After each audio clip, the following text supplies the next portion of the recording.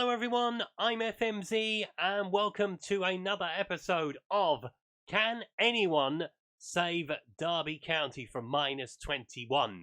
Today we are taking a look at an absolute legend of the game. I have brought him out of retirement. Sir Alex Ferguson is taking on the challenge of keeping Derby in the championship. Will the old stager be the first man to do it? Don't forget, if you enjoy this content, please leave a like on the video. Subscribe to the channel if you haven't done so already. Don't forget to click that notification bell to know when a new video goes out. And also don't forget to let me know if you've got any comments to make on today's video or any suggestions for a manager to take a look at. Let's take a look at Fergie's profile, shall we?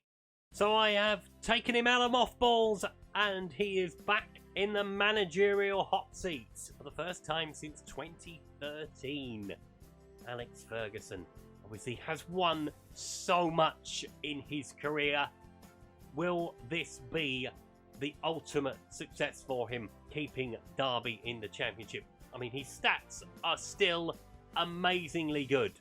Determination 20, discipline 19, motivation 19, people management 18, mental in the coaching 20, working with youngsters 17. That's going to be really good because Derby have got a lot of youngsters in their side. Judging player ability and potential both at 18. Judging staff ability 17. Negotiating 17. Attacking 17. He has it all, does Alex Ferguson. Let's see how they're getting on at the start of September. So it's worth looking at the transfers first of all. Now, the takeover of the club has not been completed yet, unfortunately. So Derby aren't able to bring in any new players to the side. Will that have affected them early doors? Let's take a look at the results from August. It hasn't really affected them at all. It's a brilliant start to the season. Draw with Huddersfield, wins over Peterborough against his son, of course, wins over Hull, Middlesbrough, and a draw with Nottingham Forest. An unbeaten start to the season, which is absolutely fantastic. Let's see where that's left them in the table. Moves them on to -10. Which I think I'm right in saying this, it's the first time we've got down to near enough single figures from the first month of the season. It's a tremendous start from Fergie. Can they carry on in September? The answer, in short, no. They could not keep the momentum going. 4 defeats on the bounce in September. Just that 1 point against Reading to show for their efforts. Admittedly, they did lose to Sheffield United and West Brom, but you would expect that Birmingham might well be down the bottom of the table. Stoke probably not. Reading, obviously, with their points deduction as well, may well be down there. Let's see where they are in the table. So it moves them on to -9, of course. Obviously, 1 point from the month of September. Not a great month for them, brutally honest, but better times hopefully are to come in the month of October. One piece of good news for them is that they are now out of administration. So in January, they can bring some players in should they want to. And I think they'll probably need to be truthful. Let's take a look at how they got on in October. They did better than what they did in September. 4 points from the month of October. A win over Swansea. A draw with Luton. Defeats to Preston, Coventry, and an absolute hammering by Blackburn Rovers will have not helped the confidence at all. Let's see what it's done to the table. Moves them on to -5, 20 points from safety after 15 games. It's not a completely lost situation at this point, but we do need to get some more wins on the board, please, Alex. I should take up motivational speaking. 4 points from the month of November, a win over QPR and a draw with Bournemouth, which isn't a bad result considering they'll be very much at the top of the table, I should imagine.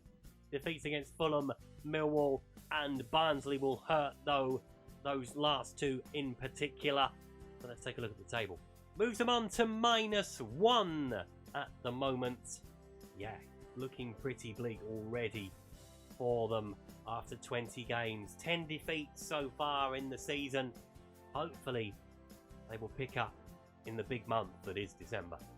Just the 4 points again from the month of December. Wins over Blackpool and a draw with Stoke City. Need to be picking up more than 4 points, ideally. 3 2-1 defeats to go with it. Bristol City, Cardiff and West Brom. So the margins were very, very tight in December. Hopefully the new year will give renewed optimism. So we're at the start of February and just the one player was bought in. Ryan Huddart has joined the club in the January transfer window. So not a lot of activity at all from Derby. If anything, more's gone out than what's come in. With Ravel Morrison going out of the football club. Let's see how the fixtures went in January though. Again, just the 4 points from the month. Do they not know how to get any more than that? I'm starting to wonder. Draw with Reading and a win over Nottingham Forest. They did get through to the 4th round of the FA Cup, so that will get them a bit of money in the coffers. But defeats by Sheffield United, Huddersfield and Birmingham City. 2 narrow ones and then a 2-goal defeat by Birmingham. Let's see what it's done to the table. Moves them into positive numbers, moves them on to 7 points, but goodness me, they are miles from safety already. Yeesh. That is some gap with 16 games left to play. We need to pick up more than 4 points in a month, please. Let's see how February went. Okay, so clearly Alex is not listening to me. Just the 1 point from February. Draw with Hull City. Tom Lawrence sent off in the game as well. That will not have helped the cause. Narrow defeats to Middlesbrough and to Millwall, and then a humping by Luton Town. That won't have helped things at all down the bottom.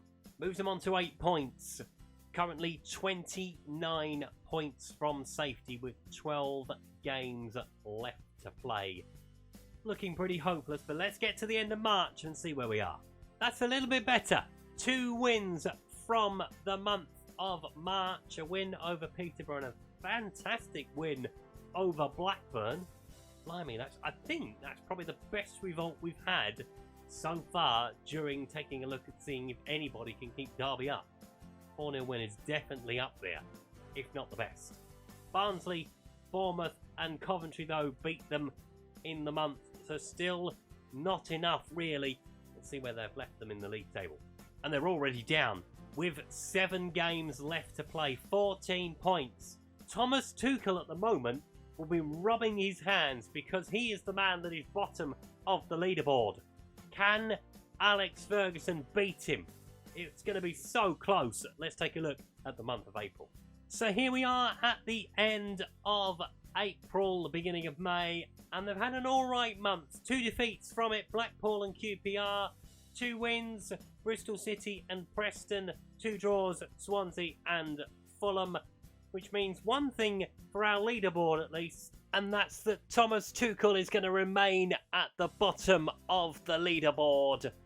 Derby County move on to 22 points. Even with their points deduction back, it still wouldn't be enough. So let's get to the end of the season. Let's see what happens on the final day against Cardiff and wrap up the table.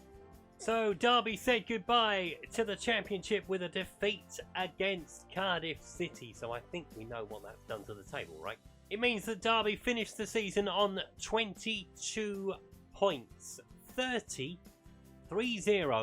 points from safety. So even with the 21 points deduction back, they would not have stayed in the Championship.